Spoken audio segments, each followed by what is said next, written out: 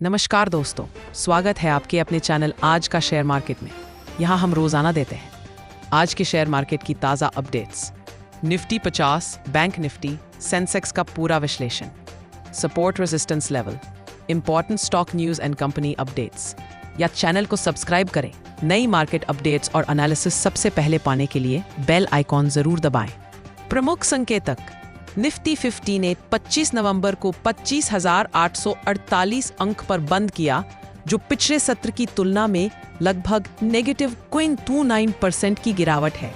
BSE Sensex उसी दिन 58,568 अंक पर बंद हुआ, जो लगभग -0.37% की गिरावट दर्शाता है। प्रमुख वजह, महीने के अंत वाली FOM derivative expiry F&O expiry के चलते बाजार में सावधानी बनी रही। विदेशी निवेशकों FII के द्वारा निकासी और रुपया कमजोर होने से भी दबाव बना।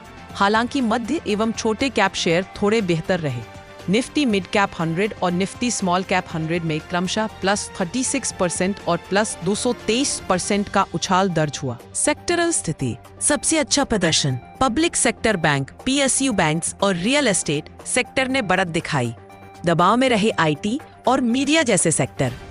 आगे की राह एवं सुझाव, आने वाले दिनों में पब्लिक सेक्टर बैंक व रियल एस्टेट पर दृष्टि रखने योग्य है। तकनीकी रूप से निफ्टी के 25,800 से 25,800 से लाके समर्थन के रूप में देखे जा रहे हैं, जबकि 26,000 से 26,050 स्तर प्रतिरोध के रूप में काम कर सकते हैं। यदि आप निवेश कर रहे हैं तो डिप पर खरीद, बाय ऑन डिप्स रणनीति काम आ सकती है, मगर जोखिम कम नहीं है क्योंकि वैश्विक वातावरण अभी अनिश्चित है। निफ्टी 50, बैंक निफ्टी और सेंसेक्स क्या हुआ? सेंसेक्स 84,587 अंक पर काल बंद हुआ, लगभग 314 अंक, लगभग -0.37% की गिरावट के साथ। निफ्टी 50 50,824 अंक पर काल बंद हुआ, लगभग -0.7 अंक, लगभग -0.29% की गिरावट। बैंक निफ्टी लगभग 58,800 के आसपास में रहा। बैंकिंग सेक्टर में भी दबाव दिखा। टेक्नोलॉजी, ऑटो, FMCG जैसे सेक्टर्स में कमजोरी देखने को मिली। वहीं metal, pharma, PSU banking sectors थोड़े बेहतर रहे। यह सत्र मासिक F&O फ्यूचर्स एंड ऑप्शन समाप्ति एक्सपायरी का था, जिससे व्यापारियों में सावधानी देखने को मिली।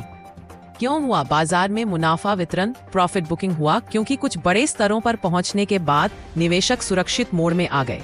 वैश्विक कारक जैसे अमेरिकी दरों, फेड पॉलिसी, विदेशी फंडों, FII का बहिर्वाह आउटफ्लो और अंतर्राष्ट्रीय व्यापार संधियों की अनिश्चितता ने बाजार की धारणा को प्रभावित किया।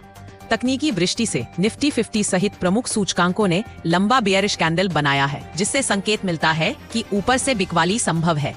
आगे क्या देखें? Supports and resistance.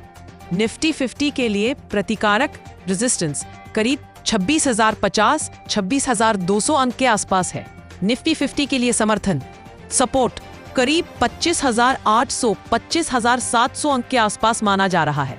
Bank Nifty के लिए समर्थन करीब 58,300, 58,500 अंक क्षेत्र में है और प्रतिकारक करीब 39,200, 39,300 अंक। यदि निफ्टी 26,300 अंक से ऊपर बंद करता है तो फिर से सकारात्मक मोमेंटम बन सकता है, लेकिन 25,700 अंक के नीचे जाता है तो नीचे की ओर आगे बढ़ सकती है। इन्फोसिस ने 18,000 करोड़ का सबसे बड़ा शेयर बायबैक प्रोग्राम घोषित किया है। बायबैक दर 18,000 प्रति शेयर है, जो वर्तमान बाजार कीमत से लगभग 19% प्रीमियम है। रिकॉर्ड डेट तय की गई है ताकि यह पता चले कि कौन कौन शेयरधारक बायबैक में शामिल हो सकते हैं। कंपनी का कहना है कि यह कदम आर्थिक दृष्टिकोण और शेयर होल्डर्स को मूल्य लौटाने की नीति का हिस्सा है। दिलचस्प बात, प्रमोटर जैसे नंदन नीलकेनी, सुधा मूर्ति आदि इस बायबैक में हिस्सा नहीं ले रहे हैं। 2. TCS ने NHS ब्रिटिश स्वास्थ्य सेवा के सप्लाई चेन सिस्टम को आधुनिक बनाने के लिए 5 वर्ष का कॉन्ट्रैक्ट जीता है। इस डील के तहत TCS पुराने सिस्टम को क्लाउड आधारित ERP समाधान से बदलने में मदद करेगा, जिससे संचालन और स्केलेबिलिटी बेहतर होगी। 3. HUL हिंदुस्तान यूनिलीवर ने घोषणा की है कि उसकी आइसक्रीम डिवीजन जैसे क्वालिटी वॉल्स को 5 दिसंबर को रिकॉर्ड डेट के साथ अलग कंपनी बनाया जाएगा। इस स्पिन ऑफ से HUL के शेयर धारकों को नए हक भी मिलेंगे, क्योंकि नई कंपनी की इक्विटी शेयर जारी किए जाएंगे। 4. डायमंड पावर इंफ्रास्ट्रक्चर के डायमंड पावर को अडानी एनर्जी सॉल्यूशन से खावड़ा परियोजना खावड़ा प्रोजेक्ट के लिए लगभग 370 करोड़ का ऑर्डर मिला है। सूर्या रोशनी ने गुजरात में स्पाइरल पाइप्स के लिए 101 करोड़ का ऑर्डर जीता है। 6 साइगोल इंडिया को 400 to 200 kV वेलगाउन सबस्टेशन बनाने के लिए LOI मिला है और ये प्रोजेक्ट बहुत बड़ा है। 7 नीरज सीमेंट स्ट्रक्चरल्स को नागालैंड में 2 लेन सड़क बनाने का EPC engineering procurement construction order मिला है, जिसकी वैल्यू लगभग 220 करोड़ है। 8 एरिस लाइफ साइंसेज जब स्विस पेरेंटरल्स कंपनी का पूरा नियंत्रण हासिल किया है एक बड़ी डील में। 9 अपोलो हॉस्पिटल्स ने पुणे में 400 बेड का नया अस्पताल खोला है, जिससे उसका हॉस्पिटल नेटवर्क और मजबूत होगा। 10 सीमेंस एनर्जी